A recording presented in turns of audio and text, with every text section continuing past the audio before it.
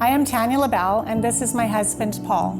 We are the parents of Xavier LaBelle, who played on the Humboldt Broncos.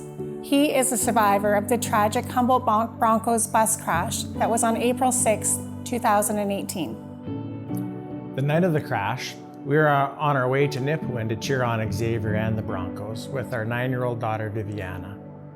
Our son Isaac called us and said he'd heard that there had been an accident involving the Broncos bus. Shortly after that, we drove up to the devastating scene.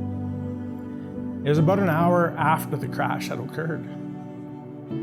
Nothing could have prepared us for the devastating scene and carnage that we saw when we arrived at the accident. Nothing could have prepared us for the trauma that we felt at that moment, or in the days, nights, weeks, months, and even a year later. We witnessed and experienced the profound effect that trauma has on so many families. We consider the shock and continued trauma for the family members whose loved ones died instantly, the trauma for those whose loved ones struggled to survive, and those who continue to face life-changing traumatic injuries. We recognize that trauma can affect anyone at any time, and that trauma affects victims and victims' loved ones. We are grateful for the medical care that Xavier received in the chaos that night and in the days following.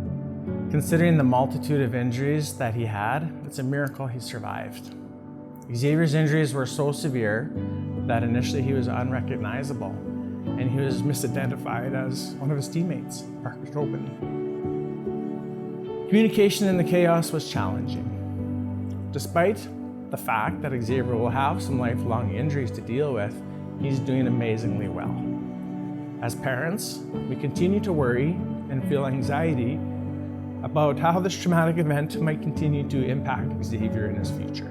I'm Dr. Suzanne Harriman. I'm a trauma surgeon here in Saskatoon, and my title of my project for this grant is Translational Simulation for Trauma in Saskatchewan, Women Guiding Safety, Quality, and Teams. When we hear trauma team to emergency ring overhead throughout the hospital, we know that every minute counts, and it's potentially our moment to save a life. As healthcare professionals, we accumulate a variety of skill sets. Some of those skills we use on a day-to-day basis in trauma. Some of those skills we use once to twice a year. But when we use those skills, it's in the most dire situation. As a trauma team, we want to be sharp and we want to be ready with each trauma we see, especially when we know in trauma situations, every minute and second are so precious. I know that working in the trauma environment is often very chaotic and stressful, beginning at the scene, right through to the patient care in the emergency department. Communication, along with identification and treatment of life-threatening injuries, is important for a successful outcome. If we win this grant, we want to develop a program that takes trauma simulation to the next level. We want to develop scenarios that are intense and stressful, and most importantly, as realistic as possible. This will allow us to identify our shortcomings within the trauma service and hopefully make changes that will improve the quality of care that we can offer trauma patients in Saskatchewan. My name is Frankie Affleck. I'm the trauma nurse navigator for the Saskatchewan Health Authority. I'm a registered nurse, and my role in healthcare is to coordinate and support trauma patients of Saskatchewan and their families as they progress through their hospital stay. Trauma simulation gives us the opportunity to improve our care.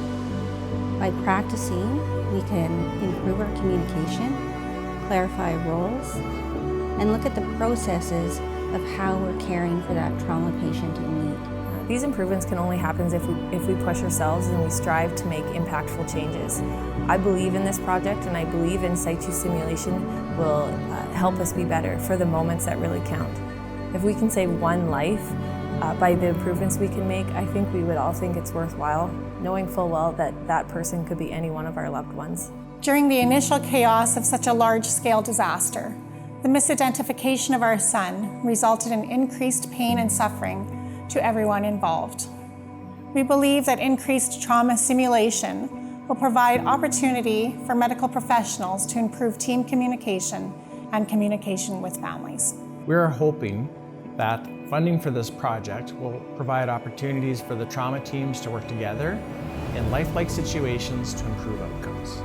I'm a female trauma surgeon in a male-dominated field. The trauma surgeon side of me wants to lead the trauma team to act swiftly and efficiently to have the best outcome.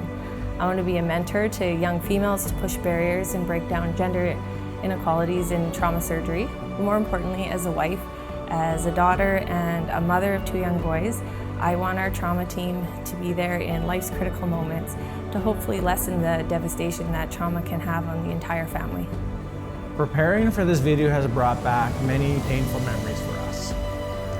Despite that, we are hoping that by speaking out in support of this trauma simulation project, it'll help strengthen the trauma care program. We support Dr. Harriman and Ms. Affleck in this initiative, and we thank them for their leadership, which will benefit the people of Saskatchewan and possibly even you or your loved ones.